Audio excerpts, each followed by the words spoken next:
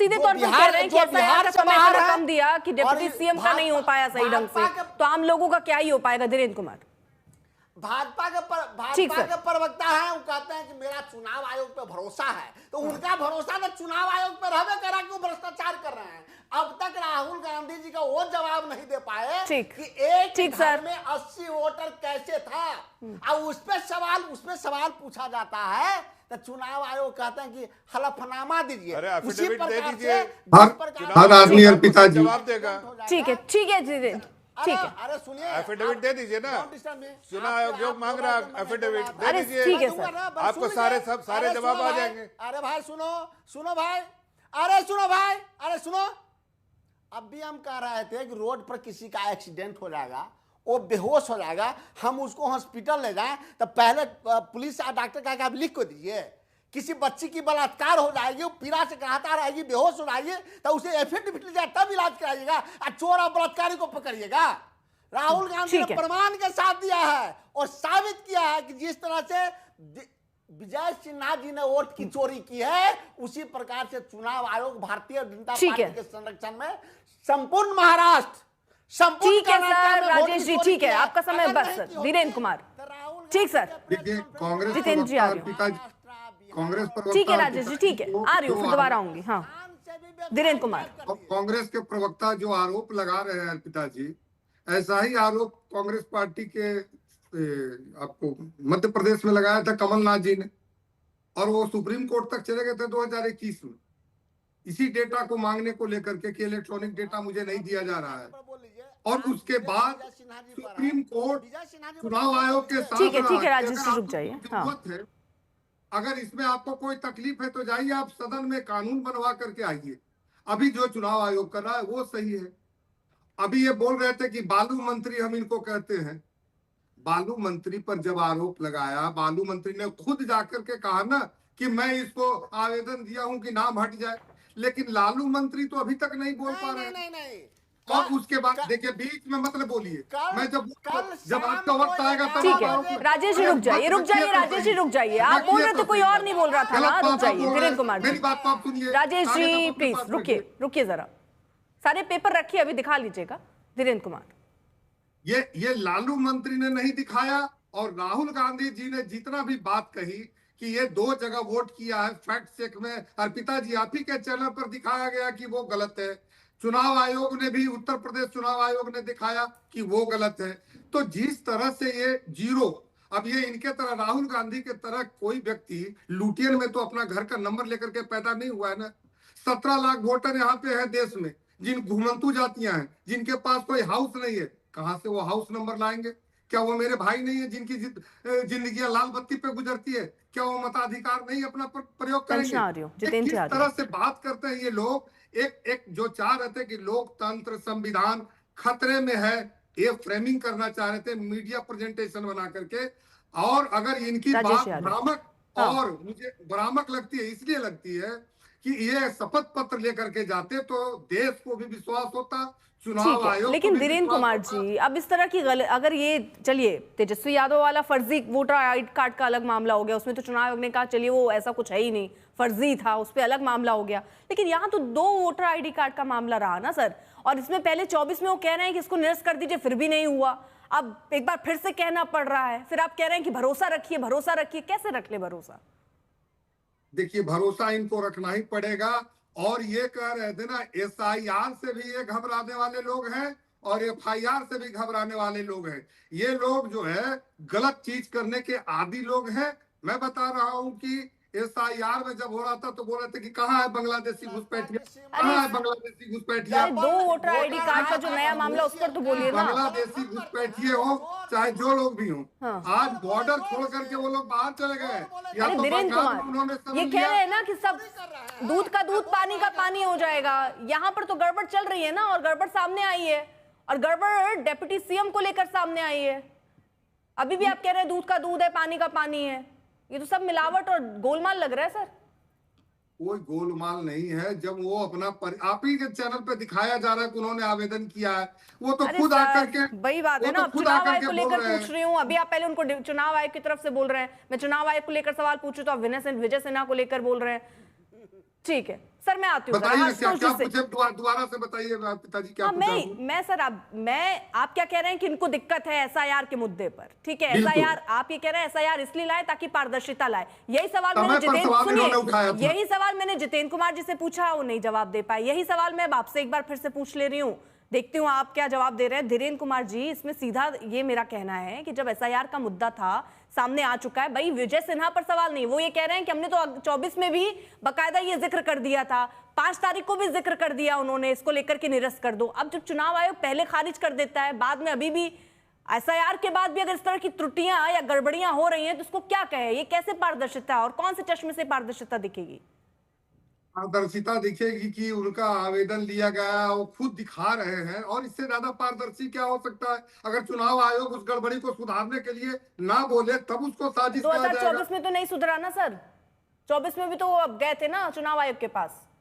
गए थे, लेकिन अगर नहीं सुधरा तो दोबारा उनको समय दिया गया ना पिताजी। और कैसे पारदर्शिता, ऐसा तो नहीं कि समय खत्म। ठीक है, मतलब ऐसे समय देते बात रहेंगे, आम जनता परेशान हो जाती। सर मंत्री साहब हैं, ये तो सिर्फ ऐसे कह के बच सकते हैं ना, कह देते सिस्टम की गलती है, हमने अपना काम कर दिया, बाकी ठीक है। फिर भी आप कह रहे हैं पारदर्शिता ही है।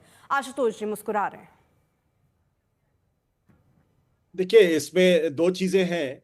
पहली बात तो यह है कि अगर एसआईआर होने के बाद भी डिप्टी चीफ मिनिस्टर का नाम 2 जगह से उस ड्राफ्ट लिस्ट में है, तो ये इलेक्शन कमीशन को सोचना चाहिए कि एसआईआर का मतलब क्या है। अगर डिप्टी सीएम का नाम 2 जगह उपलब्ध है, तो खुद इलेक्शन कमीशन को सोचना चाहिए कि जो एसआईआर जो किया जा रहा है बिहार के अंदर, वो कितना सही है, कितना गलत है। पहली बात तो ये हो गई। दूसरी बात जो महत्वपूर्ण सवाल यह है कि जो तेजस्वी यादव हो या फिर विजय सिन्हा जी हो, मुझे लगता है दोनों मामलों की जांच होनी चाहिए। सिर्फ सफाई देने से काम नहीं चलेगा। जो रिप्रेजेंटेशन ऑफ पीपल एक्ट है, उसकी धारा 31 बहुत क्लियर कट ये कहती है कि आप 2 आईएपी कार्ड नहीं रख सकते। अगर ये इलेक्शन कमीशन के संज्ञान में आता है, तो इलेक्शन कमीशन उसमें नोटिस इशू करता है, उसमें एफआईआर भी दर्ज हो सकती है, और मजिस्ट्रेट की परमिशन के बाद पूरे मामले की जांच होगी। और जांच होने के बाद दो चीजें हो सकती हैं। या तो ये एडमिनिस्ट्रेटिव लैप्स हो, अगर एडमिनिस्ट्रेटिव लैप्स है तो फिर इलेक्शन कमीशन अपनी गलती मान के उसको खारिज कर देता है।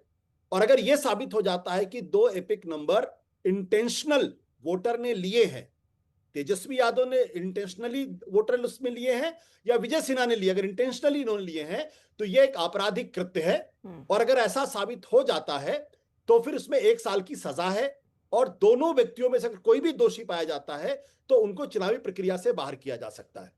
मेरा स्पष्ट तौर पे मानना है कि दोनों मामलों में तेजस्वी यादव को जैसे नोटिस इशू किया गया है, उसी तरीके से विजय सिन्हा जी को भी नोटिस इशू किया जाना चाहिए, और उसके बाद पूरी मामले की कार्रवाई होनी चाहिए। और कार्रवाई में अगर पता चल जाए, हो सकता है ये एडमिनिस्ट्रेटिव लैप्स, और मेरा मानना है कि एडमिनिस्ट्रेटिव लैप्स ही होगा, क्योंकि ये दोनों सीनियर लीडर्स हैं और ये जानते हैं कि अगर 2 जगह वोट अगर देंगे तो पकड़े जाएंगे। हर जगह आज की तारीख में सीसीटीवी कैमरे हैं, लोगों के पास मोबाइल फोन्स हैं, लोगों के पास कैमरे हैं, और सब कोई फोटो खींचता है। तो 2 जगह इनके वोट देने का तो प्रश्न ही नहीं उठता है। और अगर मान लीजिए अगर इन्होंने 2 जगह वोट दिया है एक ही चुनाव में, तब तो जाहिर सी बात है तो फ्रॉड का मामला बन जाए, फिर तो केस होना चाहिए। लेकिन मानना है कि जी, एक पत्रकार के तौर पर मैं ये भी आपसे जानना चाह रही हूँ कि हम जो ये पारदर्शिता की बात होती है, बार बार जो सवाल उठते हैं चुनाव आयोग पर, बहुत बेसिक सा सवाल है सर। ऑफिस में भी आते हैं, बायोमेट्रिक है, आधार के लिए भी आपको रेटिना और आपको हर पहचान की वो जरूरत रहती है। ऐसे में वोटर आईडी कार्ड ऐसे कैसे हो पाता है कि 2 बन जाए? उसके लिए क्या हम इतने हाईटेक या इतनी टेक्नोलॉजी का इस्तेमाल नहीं कर सकते हैं, या इंटेंशनली नहीं किया जा रहा है? देखिए, अगर पूरे सारे देश भर के सारे वोटर्स को एक सिस्टम में अगर ऐड कर दिया गया है, तो by click of a button ये पता चल जाएगा कि एक आदमी का 1 है या 2 है, और आप ऑटोमेटिकली दूसरे को डिलीट कर सकते हैं। इसलिए मुझे लगता है कि ये एडमिनिस्ट्रेटिव लैप्स ज्यादा है।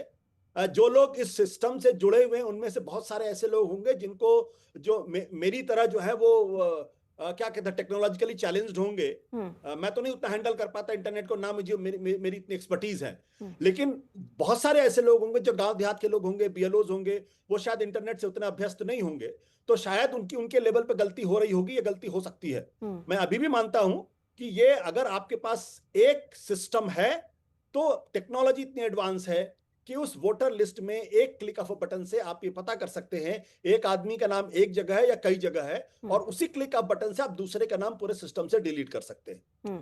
तो ये है क्या सिस्टम में? हमारे ख्याल से ये सिस्टम होना चाहिए, क्योंकि अभी देखिए है नहीं ना सर, क्योंकि इसीलिए तो इस तरह की गड़बड़ियां सामने आ रही हैं। आपको वापस उसको रिवीजन करना पड़ रहा है, फिर उसमें से नाम क्यों ना इसको इस तरीके से कर दिया जाए भाई, डिजिटलाइजेशन। सर वही उदाहरण ना, फल की दुकान में जाकर आप कहते हैं कि 10 रुपए का पेमेंट भी करना तो यूपीआई से कीजिए, मतलब एक छोटे स्तर तक आप पहुंचे ना तो वहां भी तो पहुंचा जा सकता है। सर विजय जी ने जो प्रेस कॉन्फ्रेंस की है उप मुख्यमंत्री महोदय ने, उन्होंने दो बातें कही।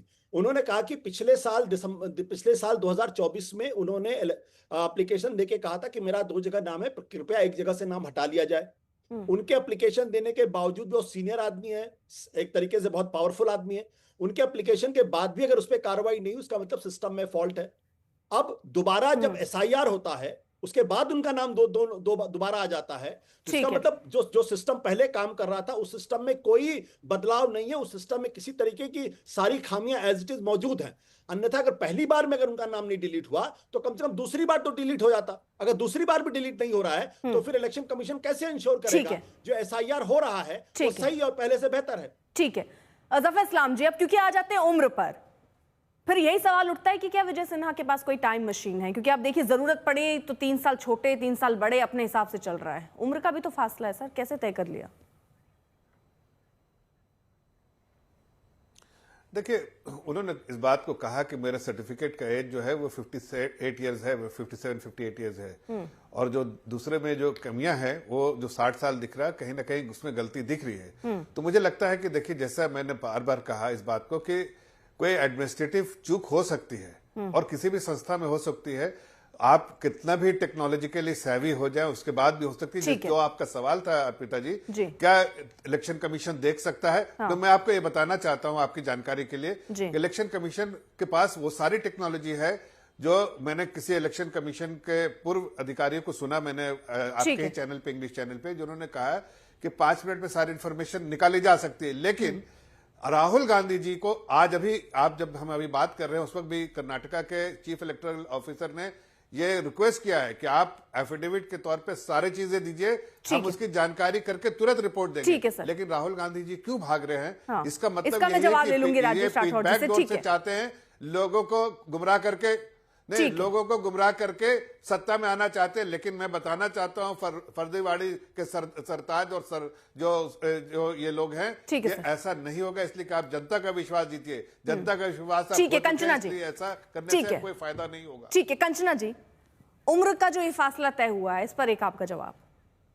नहीं अर्पिता जी, मैं तो आपके चैनल और आपको धन्यवाद कहती हूँ कि हमारी कंप्लेन सुनने के लिए, बातें सुनने के लिए आपके यहाँ हमें शपथ देने की जरूरत नहीं होती। हमें लगता है डेमोक्रेसी में इतना तो होता है कि एक लीडर ऑफ अपोजिशन अपनी बातें कह सकता है, और इतना बड़ा डेटा पूरे मीडिया के सामने, देश के सामने जो लीडर ऑफ अपोजिशन दिखा रहे हैं, उसके लिए एक शपथ पे ये उतर आए हैं कि शपथ दीजिए, शपथ दीजिए। वो भी वैलिड नहीं है जो कानून आप बता रहे हैं, खैर वो छोड़िए। लेकिन मुझे एलजेपीआर के प्रवक्ता का जवाब देना, वो कह रहे हैं कि बहुत सारे ऐसे लोग हैं जिनके पास घर नहीं, इसलिए एक घर में इतने लोग रजिस्टर। ठीक है कंचना